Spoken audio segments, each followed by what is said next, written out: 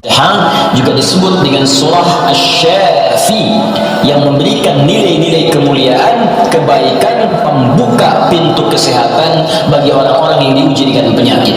Asy-Syafi, Al-Kafi, sesuatu yang dicukupkan dengannya, yang menjangkau semua hal kebutuhan yang kita perlukan dalam kehidupan di dunia. Jadi kalau kita amalkan isinya, semua hal yang baik-baik dalam kehidupan kita di dunia sampai ke akhirat akan dibukakan oleh Allah Subhanahu wa taala. Apa yang Anda butuhkan? Apa yang Anda perlukan? Apakah kemudahan dalam beraktivitas? Apakah kemudahan dalam rezeki? Amalkan isinya, maka kita akan dimudahkan dan diistimewakan oleh Allah Subhanahu wa taala. Demikian dengan nama-nama yang lainnya, sampai diberikan nama 14 kurang lebih untuk menunjukkan luasnya jangkauan kemuliaan dan sifat-sifat kebaikan yang dimiliki oleh surah ini. Lalu pertanyaannya, bagaimana kemudian mendapatkan hal yang dimaksudkan tadi? Kalau sakit, cepat sembuhnya.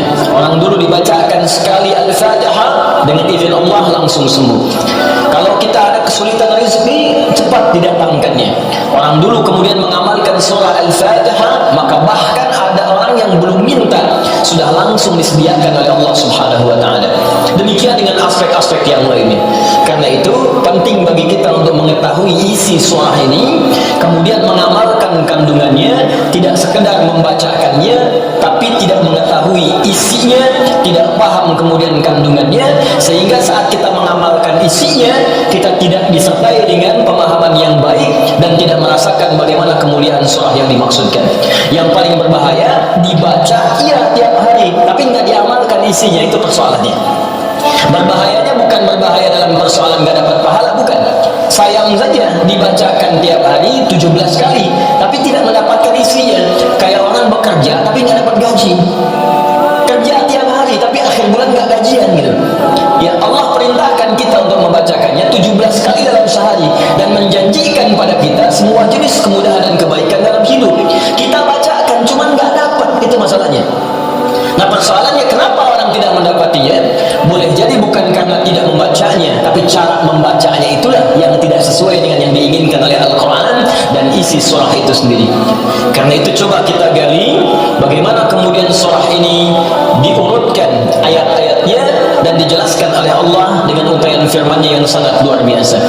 Baik, di pertemuan yang lalu kita telah mulai dengan ayat yang pertama. Begini cara memahaminya.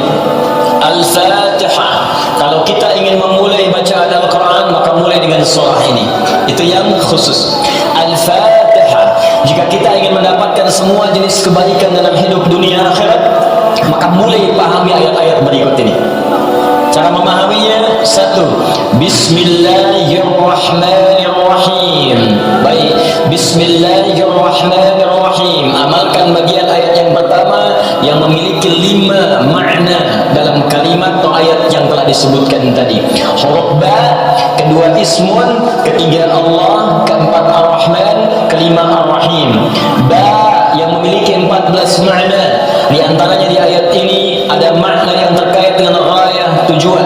Ada ilsaq, sesuatu yang lekat sekali, dekat, tak terpisahkan.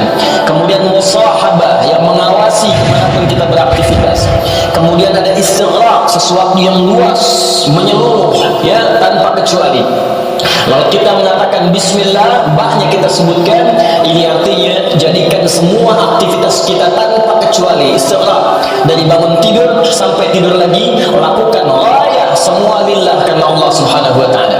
Jadi kalau ingin dibukakan pintu kebaikan oleh Allah, Al-Fatihah, ingin semua dibuka baik, seluruh aktivitas kita, maka niatkan semua yang baik-baik karena Allah. Itu kunci pertamanya. Bangun tidur, niatkan karena Allah. Di begitu Anda bangun, niatkan semua aktivitas karena Allah Subhanahu wa taala. Karena itu saat kita bangun tidur, semua ditujukan karena Allah. Alhamdulillahilladzi ahyana ba'dama amatana wa ilaihin nusyur. Jadi kalimat pertama dengan akhir itu karena Allah. Alhamdulillah, terima kasih ya Allah, saya diberikan kesempatan hidup lagi saat ini, padahal Engkau bisa wafatkan aku dalam tidur tadi.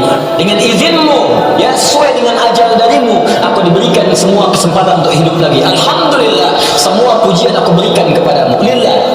di ujungnya wa ilaihin nusyur, maka sekarang aku akan beraktivitas mencari bekal sebagai persiapan pulang kepadamu. Wa ilaihi, untuk Allah subhanahu wa ta'ala. Makanya kalau anda mengucapkan doa ini saat bangun tidur, kita sudah berjanji semua aktivitas di hari itu kita akan tujukan karena Allah saja, mencari bekal, bukan karena yang lain. Jadi kalau anda ucapkan doa tadi, berarti nanti makannya karena Allah, minumnya karena Allah, bekerjanya karena Allah, salatnya karena Allah, infaknya karena Allah, merawat anak karena Allah, semua karena Allah.